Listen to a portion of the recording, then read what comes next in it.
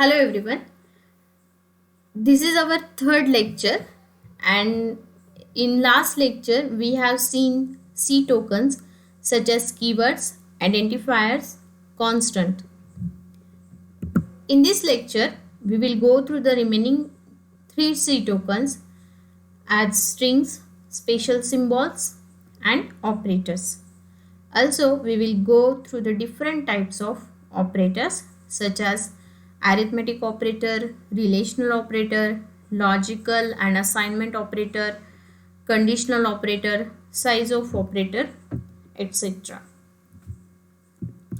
So, the first operator is string. In C and C++, strings are nothing but an array of characters ended with a null character. This null character indicates the end of the string. Strings are always enclosed in double quotes, whereas a character is enclosed in a single quotes in C and C++ also. We can declare string as char string in square bracket 20, and we have defined a string as a KTHM. So char stand for character, and what we have written here in bracket we have written 20. That means you have been allowed only for 20 characters. So here in KTHM there are 4 characters, so it is okay with that. Now the next C token is special symbol. There are Here I have given the list of the special symbols which are used in C and having some special meaning and thus cannot be used for other purpose. So I will not discuss all the symbols, but I will discuss some of them. So the first symbol is square bracket. It is used for the array element reference. The next one is parenthesis. We often called it as a round bracket, indicate a function calls and function parameters. The next symbol is curly bracket. It marks the start and end of block of code containing more than one executable statement. The next symbol is semicolon. It separates more than one statements, like in for loop. It separates initialization, condition and increment. We will see the for loop in the next or second unit. The next symbol is comma. It invokes something called an initialization list. Then the next symbol is asterisk. It is used for multiplication. Then the next one is assignment operator that assigns values. The next symbol is hash. In C and C++, it is known as preprocessor. It transforms your program before actual compilation. Now the next one is operator. An operator is a symbol that takes one or more arguments and operates on them to produce a result. Operators are of many types, and we will discuss one by one, obviously. So operators are the foundation of any programming language. Thus the functionality of C language is incomplete without the use of operators. Operators allow us to perform difficult or different kinds of operations on operands. In C, operators can be categorized in the following operators like arithmetic, relational or logical operator. An operator is a symbol that tells the compiler to perform specific mathematical or logical functions. C language is rich in built-in operators and provides the following types of operator. So the first one is arithmetic operator. These are used to perform arithmetic or mathematical operations on operands. The binary operators falling in this category are addition, subtraction, multiplication, division, modulus, increment and decrement. So one by one we will go through it. So the first one is addition. That means it adds two operands. The plus sign is used for addition. The plus operator adds two operands. For example, what I have written here, 3 plus 14. You can instead of numbers you can say that x plus y or a plus b also. The next one is subtraction. These operators subtracts two operands. It subtracts second operands from the first. So 9 minus 3. So 3 will be subtracted from the 9, that is equal to 6. The next one is multiplication. So it multiplies values on either side of the operator. The next one is division. Slash sign is used here. It divides the first operand by the second one. For example, 15 divided by 5 or 15 slash 5. So we will divide 15 by 5. The answer will be 3. In division, if you use slash sign, it will gives you quotient, whether the next operator is modulus, and if you use 15 module 5, then it will gives you the value of remainder, that will be 0. Then now come to again the modulus. It divides left hand operand by right hand operand and retains remainder. For example, if you divide 15 by 2, then you will get remainder 1. The next operator is increment operator. We will use plus plus for the increment operator. This is used to increment the value of an integer when placed before the variable name. You can also call it as a pre-increment operator. Its value is incremented instantly. Okay. So it increases, in simple language, it increases the value of operand by 1. If you write 3 plus plus, you will get 4. Now the next operator is decrement. It decreases the value of operand by 1. It is used to decrement the value of an integer when placed before the variable name. It is also called as pre-decrement operator. Its value is decremented instantly, and when it is placed after the variable name, you can call it as a post-decrement operator. Its value is preserved temporarily until the execution of this statement, and it gets updated before the execution of the next statement. Okay, so if you write 3 minus minus, it will gives you 2. So these are the meaning of arithmetic operator. Now this is the simple example of arithmetic operator. See what I have done here. I have defined integer answer. So my variable is here answer, and it is integer. It will take only integer values. In answer, what I did, 3 plus 3. That means answer is equal to 3 plus 3. So you will get answer as a 6. So when I print this 3 plus 3 is equal to 6. So in print F statement you will get answer 6. Now the value of answer is now 6. So the next is answer is equal to answer minus 2.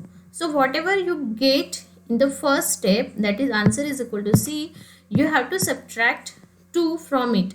So 6 minus 2, you will get answer 4. Now the next is you have to multiply answer by the 4. So our value of answer is now 4, and 4 multiplied by 4 will be 16. So in the next step you will get answer is equal to 16, and if you divide that answer by 2 you will get 8. So this is the simple example of the arithmetic operator. Now the next operator is relational operator. These are used for comparison of two values to understand the type of relationship, a pair of number of shares. Relational operators are used to checking the relation between the two variables or numbers. They are binary operators and returns Boolean value.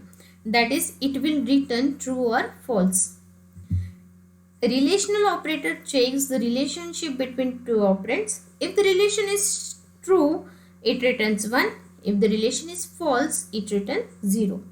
Most of the relational operators are used in if statement and inside looping statement in order to check truthness or falseness of condition. For example, less than, greater than, equal to, etc. Let's see them one by one. So the first is equal to operator. It is represented as double equal to. The equal to operator checks whether the two given operands are equal or not. If so, it returns true, otherwise it returns false. For example, what I have here, x is equal to 5 and y is equal to 10. So is x is equal to y?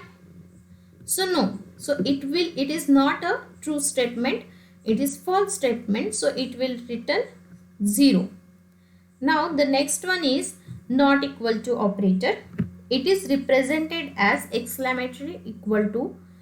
The not equal to operator checks whether the two given operands are equal or not. If not, it returns true, otherwise it returns false. It is the exact Boolean complement of the double equal to operator. For example, x is not equal to y. Yes, 5 is not equal to 10. That's why it is a true and it will return the value 1. Now the next one is greater than operator, represented as greater than sign, and it checks whether the first operand is greater than the second operand or not. If so, it returns true, otherwise it returns false. For example, here 5 is greater than 10. So no, it is not true. That's why it will return value 0 since it is a false statement. The next one is less than. It checks whether the first operand is lesser than the second operand. If so, it returns true, otherwise it returns false. Here 5 is less than 10. So it is true, it will return 1. The next one is greater than or equal to and less than or equal to. It will work on the similar lines. So this is the example of relational operator. So here again I have defined two integer values, p as 5 and q as 10. So the first statement is printf p is equal to q is equal to %d. So here we are checking whether p is equal to q. So whether 5 is equal to 10. No, it's not true. That's why it will take value 0. So in the first printf statement, it will take as a value 0. Now the second one is whether p is not equal to q. Yes, because since 5 is not equal to 10, it will take value as a 1. Now the next one is p is greater than q.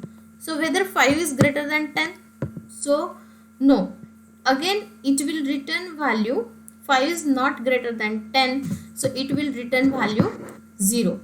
And in the next, since 5 is not greater than 10 but 10 is greater than 5, so it will return 1 since this statement is true.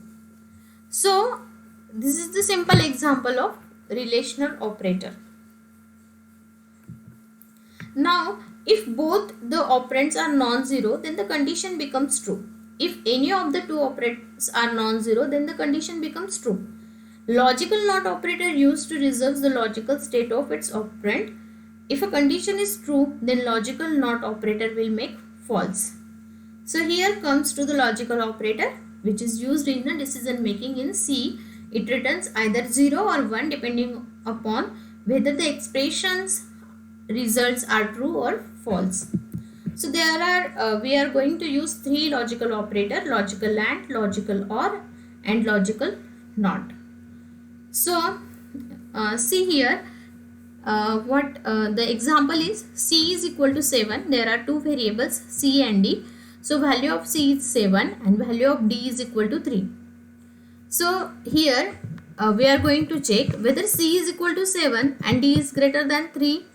So yes, c is equal to 7. The first operand is true, but the second operand d is greater than 3 is false. Since d is equal to 3, so it is false. So here one of the two operands are false, that's why it equals to value 0. So in logical and true, it is true only if all operands are true. Now the next one is logical OR. Same condition we will check here, but it will write value 1 since one of the two statement or one of the two operand is true. So here c is equal to 7. Yes, it is true, c is equal to 7. But d is greater than 3. It is not true. But since one of them is true, it will equals to 1. And logical NOT, the third one is logical NOT. It is true only if the operand is 0. That means if c is equal to 7 and here our expression is c is not equal to 7. But c is equal to 7. That's why the c is not equal to 7 is false statement and it equals to 0. So these are the meaning of logical operator, and here we are going to discuss the simple example of logical operator, whether again what I have considered here, p is equal to 0 and q is equal to 1. We have to check where p and q have the same values. So no, p is equal to 0 and q is equal to 1. So therefore it will take value 0. But p and q are different, so either p is correct or q is correct, so it will take value 1. And since p is not equal to q, so it will take, or p is not equal to 0, so it will take value as a 1. The next one is assignment operator. It is used for assigning a value to a variable, and the most common operator is equal to. So these are the list of the assignment operator and its meaning given here. So the first one operator is equal to, it assign values from right side operand to left side operand. So in simple language we always write as a is equal to b or a is equal to something. So this is the simple equal to sign. The next one is plus equal to. It adds right operand to the left operand and assign the result to left. For example, if you have written here x plus y is equal to y, that is nothing but x is equal to x plus y. The next is dash equal to, it subtracts right operand from the left operand and assign the result to left operand, that is x is equal to x minus y. And similarly you can see asterisk equal to, slash equal to, and modulus equal to. So they are working in the similar line. That means x star is equal to y, that is nothing but x is equal to x multiplied by y. X slash is equal to y, or x divided by is equal to y, that is nothing but x is equal to x divided by y, and x is equal to x module y. So this is the example. So in this example we have three variables a, b and c. All three are integers. The value of a is 5, value of b is 10, and value of c is 0. Now what I did here, c is equal to a plus b. So what is the value of a is 5, value of b is 10. So c will be 5 plus 10 will be 15. So our first, if you printf first c is equal to a plus b, then you will get 15. The answer is 15. Now the next step is c plus is equal to a. That means c is equal to c plus a. So what is c here? C is 15 plus a is equal to 5, that is 15 plus 5 is equal to 20. So you will get, the next answer will be 20. So after printing 20, now your value of c is 20. Now the next step is c minus equal to a, that is C is equal to C minus A. So value of C is now 20. 20 minus 5, since value of A is 5. So 20 minus 5 is equal to 15. Now you have to multiply it by by 5. So C multiplied by A, that is C is 15, multiplied by 5, that is equal to 75. Now the value of C is 75. So this is the first part of our program. Now if you consider A is equal to 10, C is equal to 15 and C divided by A, that is C is equal to C divided by A. So 15 divided by 10. So you will get the value of C will be 1. Now in the next step, what is the C modulus A? So 1. Now the value of C is, what you will get, the value of C is 1. 1 divided by 10. So what you will get here? So you will get here 1 divided by 10 is 0.1. So by mistake I have written here 5.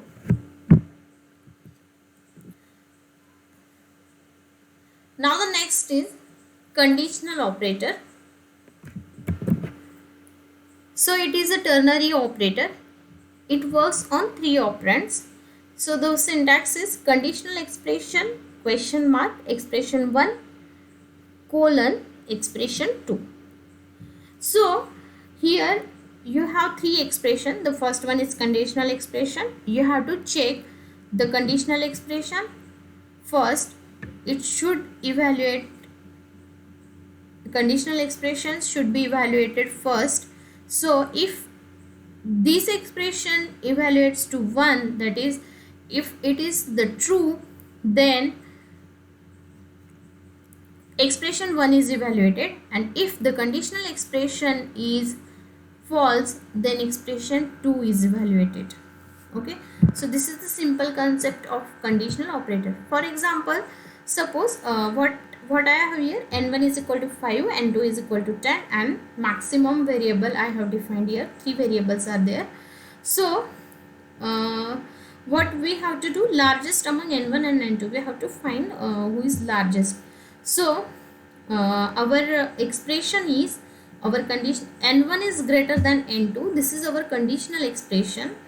If n1 is greater than n2, then write, if n1 is greater than n2, then it if it is true, you have to evaluate it n1, and if n1 is greater than n2 is false, then you will get, or you have to evaluate n2. So here see, n1 is 5 and n2 is 10. So whether n1 is greater than n2, 5 is greater than 10, so no. So you have to go for n2. And what is n2? What is n2? So n2 is 10. So your largest number between 5 and 10 is 10. So here I have written here largest number between percent D and percent D is percent D. So first percent D is n1, second percent D is n2, and third percent D is maximum. So in maximum you will get the value of n2 as 10. So this is the simple example of the conditional operator. Now the last one operator is size of operator. The size of is a unary operator which returns the size of data. Data means constant. It will return the size of constant, variables, array, structure, etc.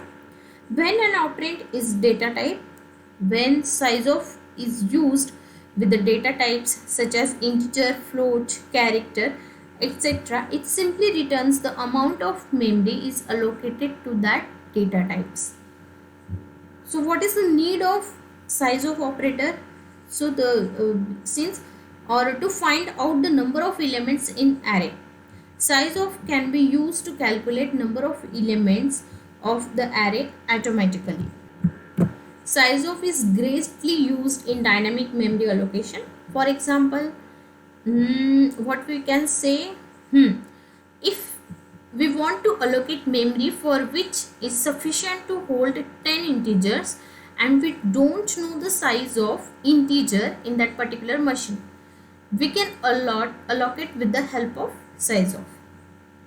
Okay, so this is the simple use of size of operator. So here what we have here, the simple example, we have to just find out the size of integer, size of float, size of double, and it will give us the size of that particular data type. So next one is operator precedence. Operator precedence determines the sequence in which operators in an expression are executed. This order of precedence can affect the result of an expression substantially. For example, suppose you are going to process a job applications and you want to only accept applications uh, who are 24 or older and have graduated from Pune University or Mumbai University. So here is the age condition, you can represent it by these conditional expressions. So whether age is greater than or equal to 24, this is your first condition.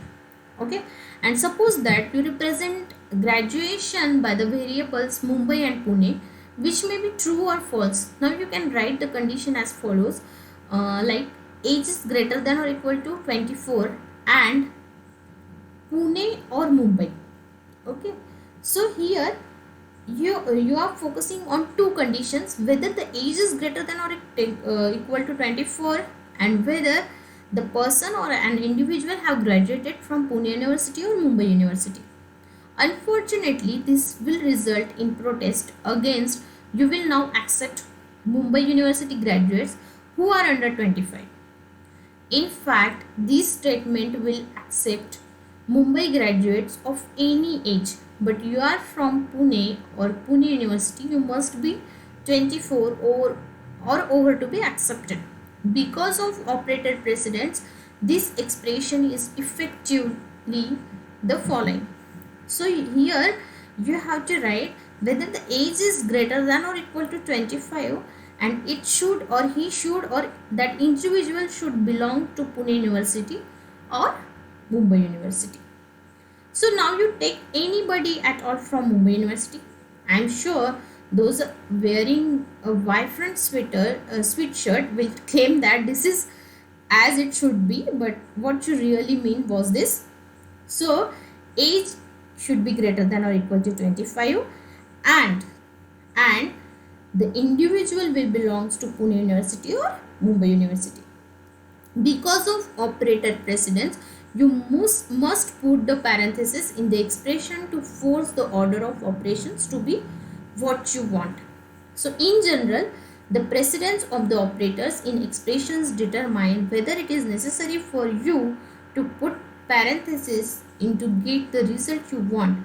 But if you are unsure of the precedence of the operators you are using, it does no harm to put the parenthesis in. So this is the use of this is the operator precedence, which determines the sequence in which operators in an expression are executed. So here we will stop now. Thank you so much.